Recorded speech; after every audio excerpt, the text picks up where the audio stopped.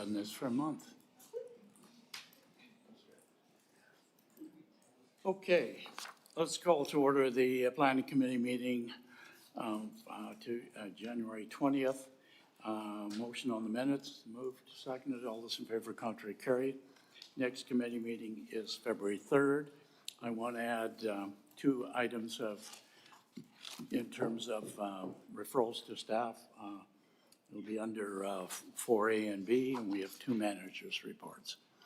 Okay, the first one's the application by Vancouver Coastal Health Authority for a temporary commercial permit use at 5768 Mineral Boulevard, and Andrew and Ashley. And we are taking, you want to go for 3 years and be forward accordingly. Anything to add? Thank you, Mr. Chair. Staff does not have any additional comments to provide, but will highlight a few points. The proposed temporary use application seeks to permit non-accessory parking on 5768 Mineru Boulevard to provide approximately 277 temporary parking spaces for Richmond General Hospital staff for a period of 3 years. The subject site currently contains a former residential sales center and paved services. The applicant, Vancouver Coastal Health, has indicated that the shuttle services will be provided Monday through Friday between 6 a.m. to 6 p.m. to transport staff to and from the hospital. The proposed temporary use supports the demolition of the existing Richmond General Hospital, parkade, and hospital expansion construction activities, and is consistent with the official community plan. I'd be happy to answer any questions. Does this mean the sooner we approve this, the sooner the hospital's built? Correct. All right, that's a comment after. Alexa? Thank you, through the chair. What is the capacity of the parkade now? The parkade contains through the chair, the parkade contains approximately 425 spaces. And how many is this again? It's 275? Through the chair, that's correct. Okay, so where are the rest of the staff going to have to park? Through the chair to Councillor Liu, additional parking will be available on two other lots at 7640 Alderbridge Way and 7111 Elmbridge Way, which will result in a total of over 450 parking spaces. Okay, thank you. I'll have further questions for the applicant, actually. Thanks. Okay. All right, I'm Carol, and then I have a question. Go ahead. Thank you very much. So there's going to be a shuttle, you said, taking people from the other parking lot to the hospital, but it's Monday to Friday for staff. What about the public? Through the chair to Councillor Day, this temporary use site, the parking there is envisioned for staff only. The applicant is here and available to answer Yep, we'll for talk public to them. parking. Yeah. Thank you. Just following up on that, what about night shift, given the hours? Maybe I have to ask the applicant or somebody from the hospital, what about, does night shift start from 6 o'clock and go till 6 o'clock? No, and you get off in the middle of the night. Go ahead. Yeah, through the chair to the chair. As outlined there, that the shuttle is 6 a.m. to approximately 6 p.m. As outlined in the report, outside of those hours, members of staff would need to provide their own transportation to and from the hospital. But as mentioned before, the applicant is here, so they can maybe articulate a little bit more about what their provisions are for those hours outside of the shuttle service. Given my spouse was a nurse, I'd hate to have to see her when she comes off at 12:30 or whatever, having to find her way to a car or park, and then, especially in a construction zone as well. Yeah. Okay, be interesting. It's not, okay. Any other questions? Alexa, you have a question of the applicant? Can we have the applicant come forward then, please? And actually, I'd like my question answered about the night shift nurses, doctors, et cetera. Yes, thank you so much, Councilman. The parking lot that we have on hospital grounds, the surface parking, will remain. And we right now have a provision that staff are able to park there after 3 p.m. until the next morning. So it really is in our high volume time that we need to have a separate provision and the high volume of when visitors are coming as well. So night shift, they absolutely can park on site. Just looking out for them. Hey, Alexa. Thank you, through the chair. Thank you for coming forward with this. I've spoken to some nurses and they said they're not allowed to park in the parkade. So are they going to be allowed to park in the new employee lot, or are they still just as left adrift? So staff right now are allowed to park on any of the parkade and surface parking 3 p.m. onwards. It's between 6 in the morning and 3 o'clock that we've had to prioritize visitor parking in the parkade and the surface lot parking as well. So the provisions that we've created right now, we have 2 additional parking spaces that have been created at Rona and the dog park across from our Civic Center. Those are what staff are using right now, which is within walking distance of the hospital. Okay, so those are for the nurses now. Correct. And how long have those been online for? We brought them online last year. Okay. All right, and then, so is that enough to cover all of the staff in that the peak times, the off-peak, everything else? It will be enough for what we anticipate. We do anticipate, even when we change to the additional 2 parking lots, that staff were now moving towards carpooling, van pooling, and taking advantage of our transit subsidy program, which is pretty significant for staff that have to travel 3 zones to come to work, which we know 40% of our staff at Vancouver Coastal come from beyond Richmond, beyond the Vancouver Coastal geography to come in for work every day.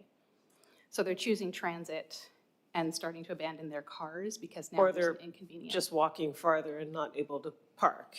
Like, otherwise they're just walking further into the neighborhoods, I think. I think it would be helpful for us to understand what their actual parking needs are and like what's happening. Because like I said, I've heard from nurses who are like, this is pretty troublesome for them to have to go and, they live in Langley, they work here, they have to walk long distances. You know, or maybe we need to reconsider what we're doing for parking in the neighborhoods, and maybe we have a healthcare worker, a nurse fee permit, something in the neighborhoods, I don't know. We may use the Gateway Theatre parking lot. Or something, or is there a partnership available with WorkSafe for their parking lot? I don't know. Maybe micro referral. Okay, thanks. Okay, all right. You can see we have some concerns for staff. Yeah, it's so important that the staff are accommodated and that they are safe, because if they don't show up, well, we could end up with shutdowns. We don't want that. So question, transportation for the public. Where are they going to park and how will they get from where they park to the hospital? So the staff parking is going to be moving off-site. Yeah. The parking spots that we have on the hospital grounds at the surface level will be prioritized for patients and visitors. And that will include that lot that's on the northeast corner. That's just like a gravel lot over there. That is in discussion. That actually is owned by the Hospital Foundation. And so we have a lease with them, and we're currently in negotiations with the Hospital Foundation about prioritizing that lot. Shouldn't we be doing that first? You know, before we start doing all this, I mean, we want to make sure that lot's going to be utilized. So when will you know whether the Hospital Foundation will agree to have the public park there? We have a meeting on Thursday. Perfect, good to hear. And this interim parking is for 3 years, so can I assume that at the end of 3 years, a new parkade will be built? We cannot make that assumption at this point in time. We have an entire team of Alliance that's working with our hospital redevelopment team, and parking is but one of the considerations in terms of what is the long-term plan. At this point in time, we do not have a long-term plan that has been established that will be created as part of the process. Okay, and because I know you've been busy moving, the psychiatric ward, the cancer ward, into other areas, so you can start demolishing that back section. And I would imagine that it would be difficult to build that part of the hospital and the parkade at the same time. So the province isn't giving you any schedule of how that's going to come together? The province is relying on the development team as well as the Alliance team to create the schedule and the sequencing of which buildings are going to be demolished, what is going to be built, and all of those considerations, including access on and off the property, other buildings that are going to be created. The amount of budget that is associated with this project definitely impacts the decisions that we're able to make. The other thing I wondered about is there are a lot of single-family homes just west of the hospital. And I wonder if anyone's reached out to them saying, well, if you've got an extra spot, we'll pay you X amount to park there. Because as long as it's an agreement, you know, the city wouldn't have a problem with it. Remember, they used to do that down at the P&E all the time. People would rent out spots for the people at the P&E. That's a great idea. Happy to take that back to the team. Okay, thank you. Good luck. Okay, seeing none. Motion moved. Second. All those in favor, contrary carried. Alexa, do you want to make that I'll just ask staff about it. I'd like to make a referral that staff obtain information from Vancouver Coastal Health about how big their workforce is and what the actual parking needs are and what they're building. Yeah, I'll second that. Is that good enough for staff to take it away? Okay, all those in favor? All right, so Andy, Sorry, is the referral to determine what they're building or whether what we're doing today meets the needs of the staff currently? And maybe in addition to what they're building? I'd also like to know what they're, like, yes, I'd like to know how many spots they're getting, how many they need now. Also, what are they building? If they're not building enough spots for the future, what are they doing? So it does include what we're doing here Yeah. today and whether that meets the needs of staff right now? Yes. Okay. Thank you, Mr. Thank you, Mr. Chair. We're happy to enter into that dialogue with Vancouver Coastal Health.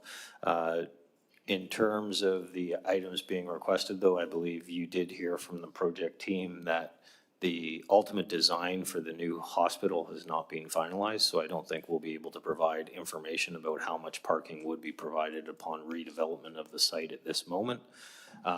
Also just want to indicate that while we will strive to get this information before council for Monday, when this would proceed, it is quite possible that this information may not be available until the public hearing, which would be in February.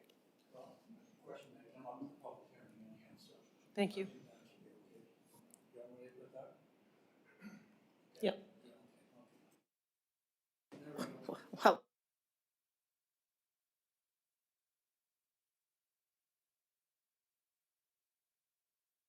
okay.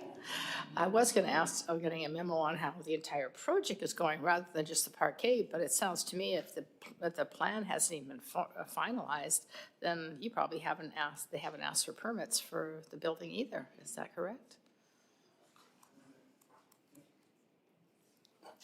Thank you. Through the chair to Councillor Day, city staff do meet with the project team on a bi-weekly basis. This is a design build project, so we do not have a substantial design as of yet, nor do we have any building permit applications as of yet. Having said that, there is a process in place to prioritize the review issuance of this permit, and staff are meeting regularly with the Vancouver Coastal Health staff and the project team. So is it safe to say then, when people ask us, which they do, what's the holdup? Why isn't this hospital built already? We're doing everything we can and we'll fast track it when we get it, but at this point, it's not in our hands. Through the chair to Councillor Day, I believe you could apply that logic to everyone involved in the project, the health department, the Alliance construction team, and city staff. So everyone is pulling the rope in the same direction here, but there is lots of work yet to be done. Okay, thanks for the help.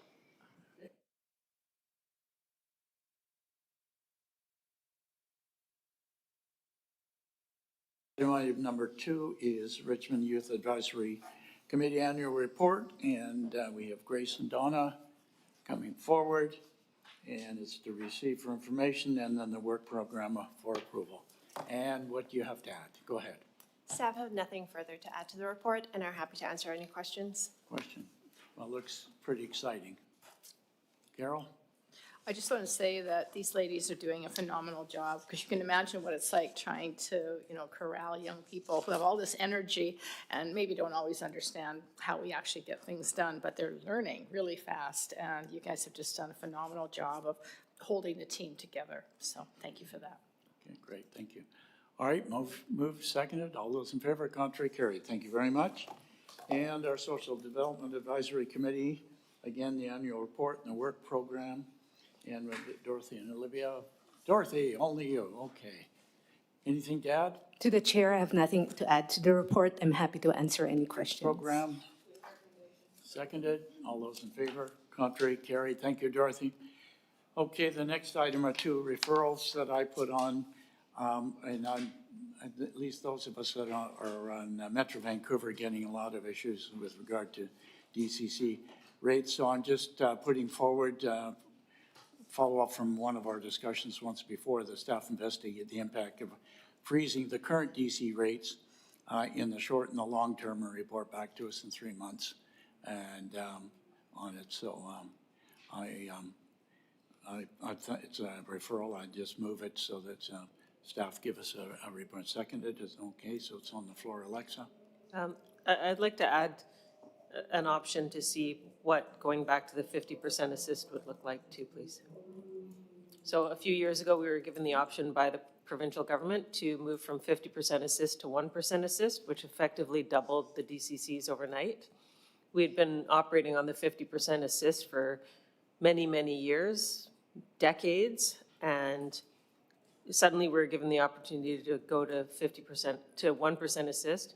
It effectively doubled the DCCs overnight. So a single family home went from 30,000 to 60,000 pretty much overnight. And when I say overnight, fine, there was a phase-in process of 1 year and grandfathering, yada, yada, but ultimately it's now 64,000 when it wouldn't have been. So I think seriously considering understanding what it looks like to go back to that 50% So assist. the impact. We're looking at the impact. Looking at the impact of, Not that we're going to reduce or anything. no, but if we're looking at the impact of 'Cause I'm looking freezing, at the impact.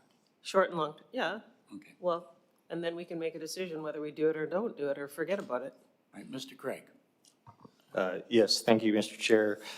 In terms of this referral, we're happy to look at it. I would just like to take the opportunity to advise council that, or committee, to date, there has been no decision with respect to changing the city's DCC bylaw. There was a report that was considered mid-part of last year, which did indicate that council endorsed seeking modest changes to the DCC program for public consultation. That work is ongoing. With respect to the municipal assist factor raised by Councillor Liu, the information I have is that the city has been using a 1% municipal assist factor for at least the last 2 decades. So in terms of the recent increases, there has not been a change to the city's approach to the municipal assist factor. In terms of the referral, what I would suggest is if there is an interest in looking at how the municipal assist factor has been used, it would just be to keep it generic, that we also provide information on the historic use of the municipal assist factor. Okay, all right, thank you. Carol?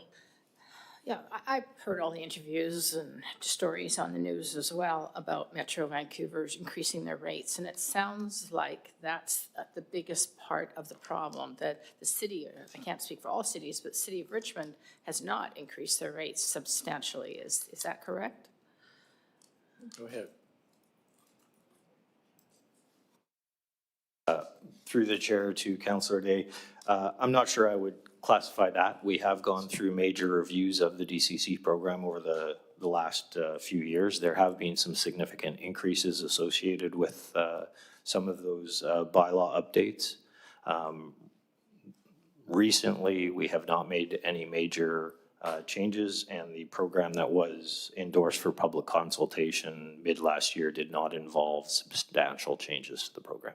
Okay, because I heard a builder on the news just this morning, and he said that your average one-bedroom apartment, that $200,000 of that is fees and permits, and that seemed really high to me.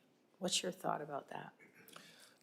through the chair to Councillor Day, with not knowing which municipality that builder may be referring to, I wouldn't be able to comment. I'd also say that it depends on the size of an apartment unit, the jurisdiction in which it's located. There's a number of factors that would come into play. I think right now, it's clear that we're in a bit of a slowdown in terms of the real estate market. A number of development projects are being delayed or stopped. And so all developers are looking for whatever avenue they can for financial relief to improve project viability.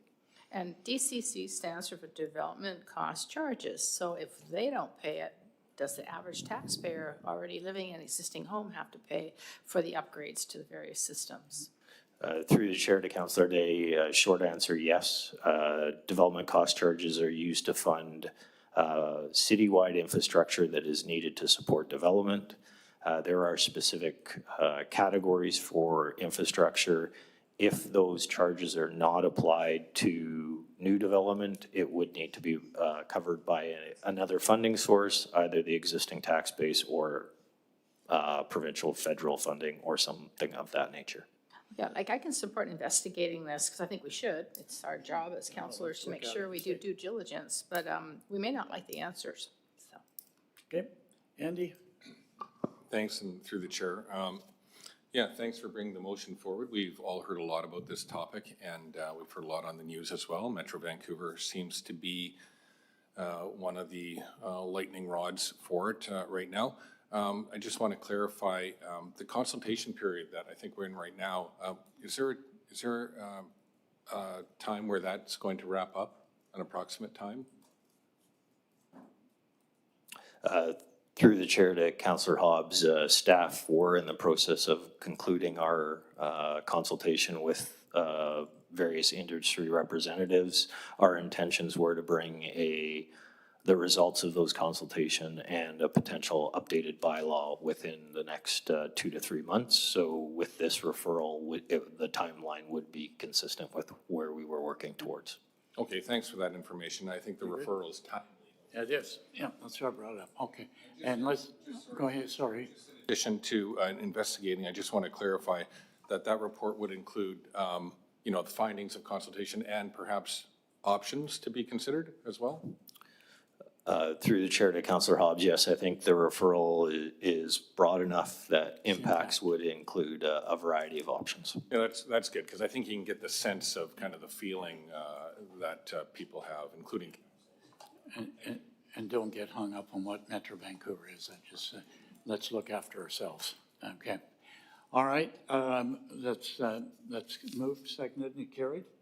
All those in favor, okay, we're fine. And the second one that came from last night, remember, staff investigate the current CSA designations on townhouse designated properties on the west side of Boundary Road from Westminster Highway to Thompson Road to Highway 91. I drove out there today to make sure I had the right addresses and everything else in the right direction. And we passed last night too, and this just covers the others that have an ESA designation. So moved and seconded. All those in favor? Oh, Carol? Okay, I'm sorry. All right, Carol first. Sorry, okay. Yeah, I mean, how many sites are we looking at here? Does staff have any idea? I mean, it's probably quite a Probably few. about 3, 4. 3 townhouse sites, is that what we're talking about? Correct me, Mr. Craig, when we look at the map, we should be looking at the whole area, to be quite frank with you, but they're not all, they all don't have ESAs. Yeah. The ones that do, sorry, okay, there you go. Yeah, no, thanks, Okay, thanks. through the chair to Councillor Day. The area I think you're talking about is bounded by Thompson Road, Thompson Gate, and then Boundary Road down to Highway 91. Yeah, You're talking, I'm gonna guess, it's around 20 or so properties in that area. Yeah. all right, about 20 properties, okay. All right, anything else, Carol? Nope. Okay, Michael's online. Michael, are we Thank you. connected? Yep. Yeah, Yep, good. can you- Okay, go got ahead. me. Great, thank you. Yeah, thanks. Just to put in perspective here, that the 20 properties that was just referred to by staff, that's properties that may or may not have environmentally sensitive areas as part of the property. But the whole concept of ESAs is not to be inclusive in just a single address. It's meant to be connected to other areas, like directly across the street from Thompson.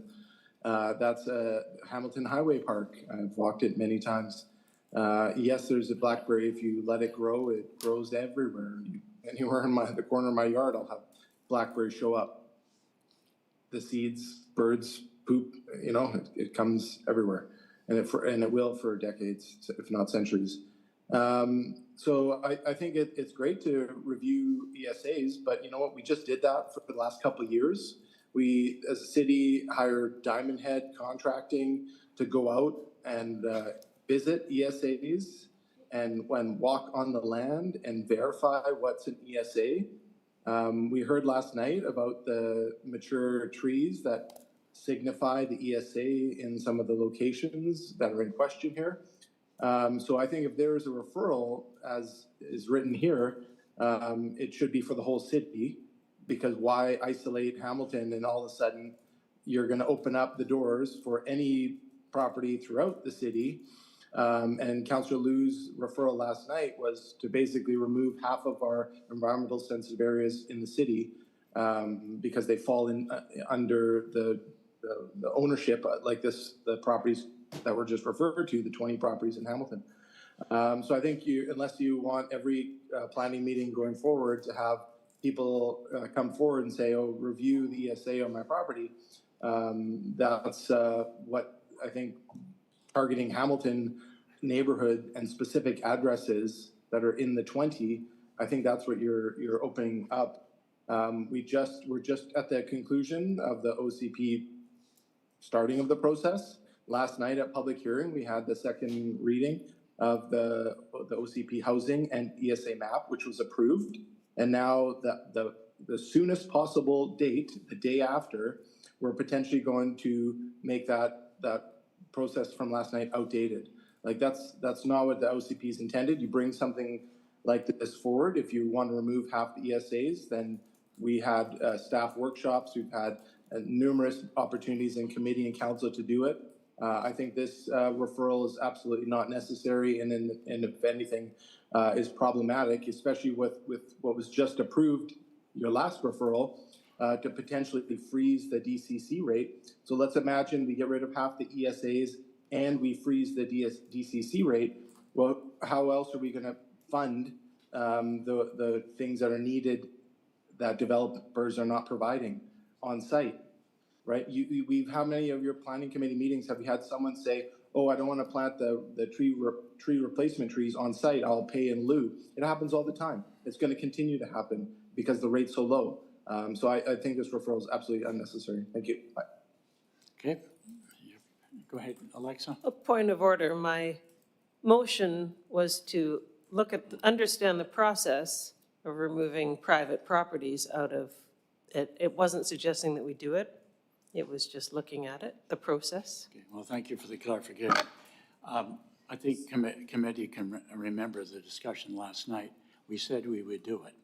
And we are doing this because of what we did at the other two properties, just to make it fair in the whole area. And if somebody wants to move another motion and bring another referral back to do the whole city, they may do so. This is site-specific for what we said we would do. Carol. But just another question to staff. So we've got 20 properties that we're going to be reviewing in this area. Have any of them come forward, such as the people did last night that owned the property that was on Thompson and on Boundary, to request that ESA be removed? And how many of the 20 properties even have ESA designation? Go ahead. Just takes a second. Through the chair to Councillor Day, for now, we just have the one property owner who's raised some concerns. There has been a development to the north of that property that is, actually, I believe the development is completed or almost completed, that used to have an ESA on it, and compensation was actually moved to an adjacent site. There's some ESA to the south of the subject property as well that's under an ESA. So I think of the 10 properties, I would say about half are, have at least a partial ESA designation. Okay, and then on the one that we dealt with last night, I believe it had 25% ESA on it, and then after staff review, you lowered it to, I think it was less than 10%, is that correct? Through the chair to Councillor Day, it was almost the entire property on Thompson Road, which is 0.25 hectares, and it was reduced to 0.09 hectares after a detailed review. Okay, interesting. So the review would just simply come back with what current accurate information as opposed to removing all the ESA and all those properties? Through the chair to Councillor Day, the way I understand the referral is to investigate the ESA in that particular block, and we'll provide some further detail as part of the referral. Okay, I can live with it. All right, that's on. All those in favor? Opposed, if any? Carried. Thank you very much. Now we have two managers' reports, and we do have an in-camera, I believe. Yes, we do. Mr. Cooper. Yes. You have your choice of mics. Go ahead. This one looks to be, Looks good? yeah, looks just fine. All right. Mr. Chair, the report seeks to inform committee that there is a building code revision. There are 5 items. The first one is to allow an easier process for having approval of building standards for materials and for fixtures and assemblies. The second is actually an alternate or an elective suite of building regulations for the development of secondary suites, aimed particularly to ease some of the sort of the large regulations or some of the harder to do items in establishing a secondary suite in an existing home. The third one is to give guidance on structural engineering and how to address the materials properties. Fourth one is to allow for a little bit more leeway in assessing the seismic capacity and the requirements for seismic upgrades, particularly for schools. And the fifth one is to actually address the inherent properties of little houses, and so it's to allow an easier path to compliance, especially in colder climates for smaller volume houses. Happy to answer questions. So all of these are positive Yes. things moving forward? Mhm. Okay. All right, Carol? So you're letting us know that these are coming. When are they coming? March. March, ooh, that's quick. You know, I would love to see, especially the secondary suites and existing homes, be something that could be easier to achieve. Because previous to this, the provincial government had so many restrictions on separate heating systems and fire walls and doors, and is that some of the items that would be in this change? Through Mr. Chair to Councillor Day, I think the really heavy lifting things have been alleviated. You mentioned fire separations. They've actually be replaced by a need to have what we call a smoke barrier. So a homeowner will not have to reconstruct the partition walls, just as long as there are smoke seals in the doors and that sort of thing. However, the requirement to have a separate heating system remains. Oh, darn it, okay. And when it comes to the leeways with seismic upgrades, still safe, but possibly more practical? Yeah, it's a different way of looking at that, allowing for alternative paths, more cost-effective ways of looking at seismic upgrades. And the easier approval process, is that going to be by online applications? No, it's basically guidance on how to affect the seismic design. Okay, so speed it up. Okay, thank you. Andy? Thanks, and through the chair. Yeah, it does sound like good news, if it makes things more efficient. This has all been generated, these changes, through consultation with stakeholders and the province and various other stakeholders like municipalities. Is that how it came about? Through the chair to Councillor Hobbs, yes, in part, but it was consultation on how to follow the base code, which is the National Building Code of Canada. So these are items that were left out of initially of the 2024 code change. The folks who's responsible for the building code had a sober second thought and decided to include these items as well.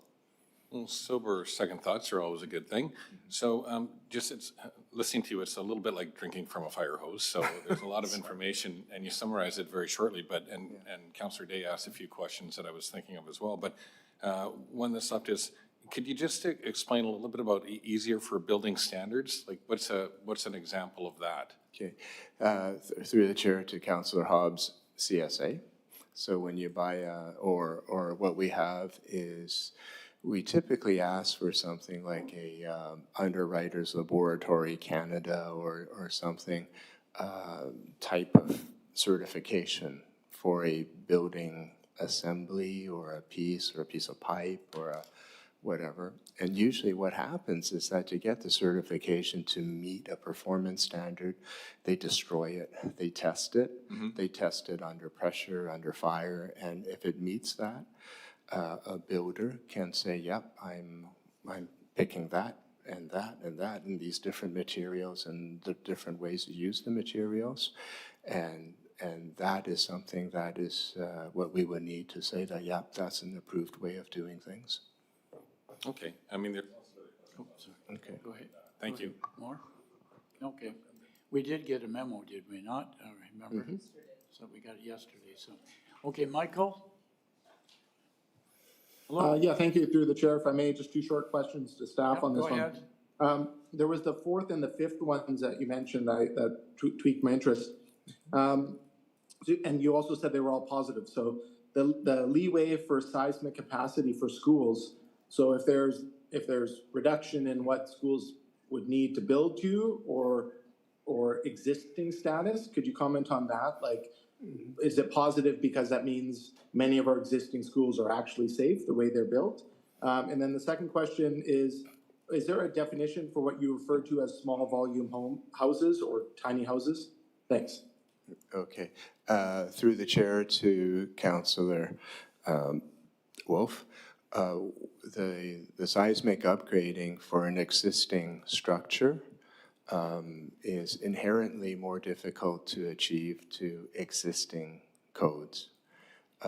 Schools are high importance, and generally to meet that as a new construction, using the same rules for new construction, you would be much better off to demolish the school and start anew. This other way of doing it is an equivalent performance way.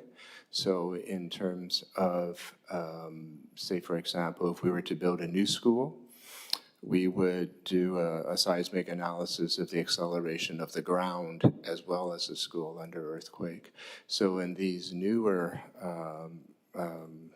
provisions, one is allowed to consider the school as an existing structure and all the different ways and methodologies to bring it up to an equivalent safety standard that may not be available under a retrofit situation. So these are not the same ways, but they are proven to be an equivalent way.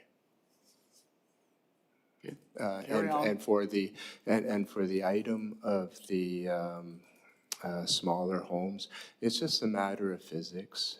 So if you have a home that is smaller, then it's like a smaller person. The ratio of your skin to the interior volume is actually greater. It's actually a greater number. So that means you'll be exposing more and more of yourself to the elements, to the cold. and you don't have as much blood and fat and whatever inside you to keep you warm. So it's the same idea that smaller, let's just say for sake of a number, say a 1,800 square foot house, would have trouble meeting step code 4, step code 5, will have a harder time just because the insulative quality of the building envelope, like your skin, if you have a lot of it in relations to your insides, you know, like a child, it'll be harder to keep warm in winter. So in acknowledging these factors, they've changed some of the ways for compliance to step codes 4 and 5 for smaller structures. Okay? All right. Thank you very much. And the second report?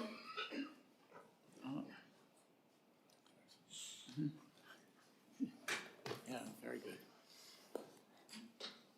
Okay. Good afternoon, Mr. Chair. I'm here to just announce that the 2026 Lulu Awards for Urban Design are now live. The awards program celebrates excellence in buildings and public spaces across the city and is held every 4 years. Private and public sector projects are eligible for urban design awards if they have been approved and completed upon 5 years prior to 2026. Submissions may be made by a project owner, a member of the team that is associated with the project, or a member of the public. Submissions are ultimately open until March 31st of 2026, and we anticipate the awards to be announced and recipients to be announced in the fall. I look forward to it. Thank you very much. Anything else? That's it? Motion to adjourn.